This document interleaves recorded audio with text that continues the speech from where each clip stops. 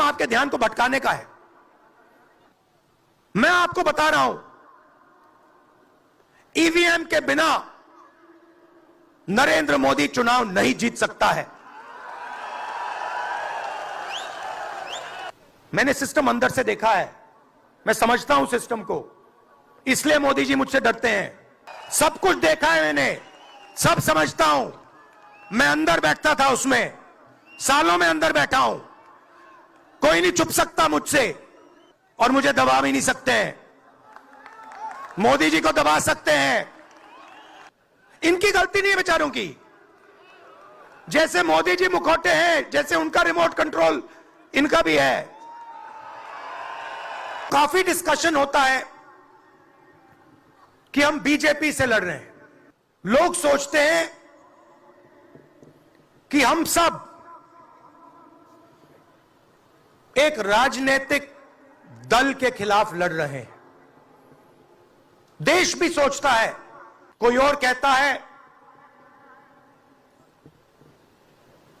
ये सब लोग एक व्यक्ति के खिलाफ लड़ रहे हैं, नरेंद्र मोदी के खिलाफ लड़ रहे हैं। नहीं, हम एक व्यक्ति के खिलाफ भी नहीं लड़ रहे हैं। ना हम बीजेपी के खिलाफ लड़ रहे हैं, ना हम एक व्यक्ति के खिलाफ लड़ रहे हैं। एक व्यक्ति को चेहरा बनाकर ऊपर डाल रखा है। जैसे किसी ने यहां कहा,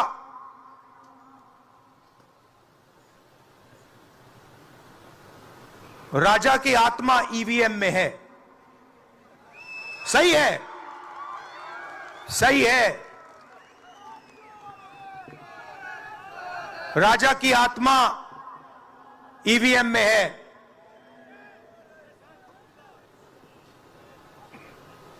हिंदुस्तान की हर संस्था में है, ईडी में है, सीबीआई में है, इनकम टैक्स डिपार्टमेंट में है। मैं आपको इस स्टेज से बता रहा हूं, 22 लोग हैं यहां पे, 22 लोगों के पास उतना ही धन है जितना हिंदुस्तान के 70 करोड़ लोगों के पास है।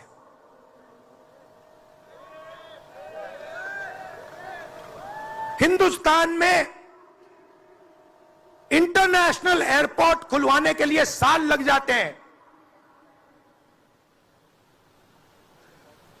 10 दिन में शादी के लिए इंटरनेशनल एयरपोर्ट खुल जाता है। वो ठीक है, कोई बड़ी बात नहीं है। अगर 10 दिन में शादी के लिए खुल जाता है, वो ठीक है, करना है करो, मगर बाकी हिंदुस्तान में भी तो खोलो, बाकी प्रदेशों में खोलो।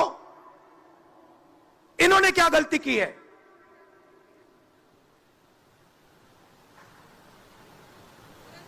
%50 हिंदुस्तान की आबादी पिछड़े वर्ग की है, 15% दलित, 8% आदिवासी, 15% माइनॉरिटी, 5%, 7% गरीब जनरल कास्ट के लोग। मीडिया के मालिकों की लिस्ट निकालिए, नाम दिखा दीजिए मुझे। दलित का नाम दिखा दो, आदिवासी का नाम दिखा दो, पिछड़े का नाम दिखा दो लिस्ट में। एक नहीं मिलेगा आपको। मैं ढूंढ रहा हूं, महीनों से ढूंढ रहा हूं।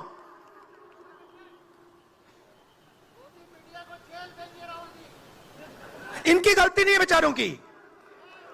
जैसे मोदी जी मुखौटे हैं, जैसे उनका रिमोट कंट्रोल इनका भी है। मैंने सिस्टम अंदर से देखा है, मैं समझता हूं सिस्टम को, इसलिए मोदी जी मुझसे डरते हैं। सब कुछ देखा है मैंने, सब समझता हूं। मैं अंदर बैठता था उसमें, सालों में अंदर बैठा हूं। कोई नहीं छुप सकता मुझसे और मुझे दबा भी नहीं सकते हैं। मोदी जी को दबा सकते हैं, मैं आपको बता रहा हूं, ईवीएम के बिना नरेंद्र मोदी चुनाव नहीं जीत सकता है। इलेक्शन कमीशन से हमने कहा कि एक काम कीजिए, विपक्ष की पार्टी को ये मशीनें दिखा दीजिए, खोल के हमें दिखा दीजिए ये कैसे चलती हैं, हमारे एक्सपर्ट्स को दिखा दीजिए। इलेक्शन कमीशन नहीं दिखाता। फिर हमने कहा देखिए, इसमें से कागज निकलता है, वोट मशीन में नहीं है, वोट कागज में है। ठीक है, आप मशीन चलाइए, मगर कागज की भी गिनती कर दीजिए। इलेक्शन कमीशन कहता है नहीं, कागज की गिनती नहीं होगी। सिस्टम नहीं चाहता कि ईवीएम की गिनती हो जाए। नरेंद्र मोदी जी का काम आपके ध्यान को भटकाने का है।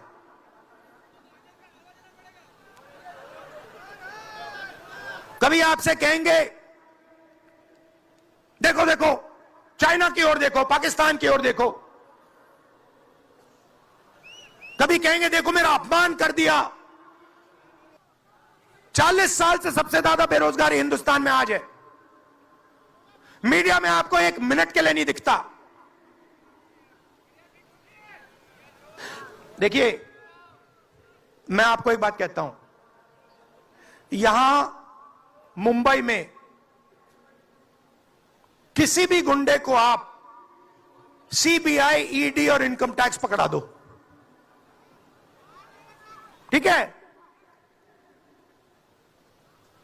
वो हो रहा है, वो ही हो रहा है। एक व्यक्ति ने इनको पकड़ रखा है, उनके पीछे एक और शक्ति है, वो कह रही है भैया आप देखो हमें ये एयरपोर्ट चाहिए।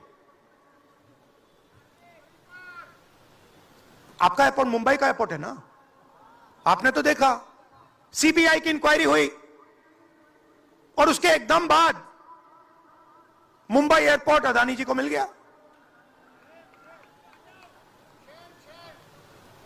तो मैं आपसे कह रहा हूं कि इससे आपका नुकसान हो रहा है। नोटबंदी की, जीएसटी लागू की,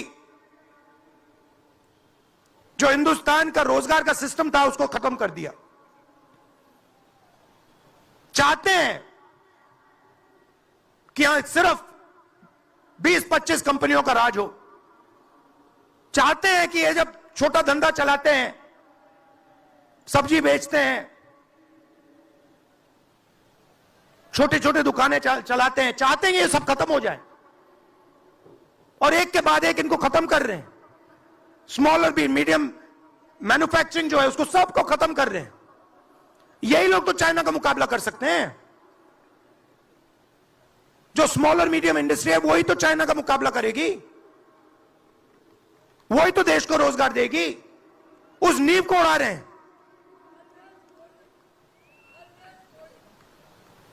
और आपको खड़ा होना पड़ेगा। आपके बिना काम नहीं बनने वाला। आप हो भारत माता, आप सब भारत माता हो और आपकी जिम्मेदारी बनती है, हमारी जिम्मेदारी है, मगर देश के युवाओं की भी जिम्मेदारी बनती है। और जो भी आप मुझसे करवाना चाहो, जहां भी आप मुझे बुलाना चाहो, मैं आपके लिए और इस देश के लिए हाजिर हूं। यह नफरत का देश नहीं है, यह मोहब्बत का देश है। नफरत जानबूझ के फैलाई जा रही है। नफरत इसलिए फैलाई जा रही है कि आप अपना ध्यान इधर उधर करो और आपके जेब में से आपका पैसा लूटा जाए, छीना जाए। तो नफरत को नहीं फैलने दो। जैसे यात्रा से मैसेज निकला, हिंदुस्तान के दिल से मैसेज निकला, नफरत के बाजार में मोहब्बत की दुकान खोलो।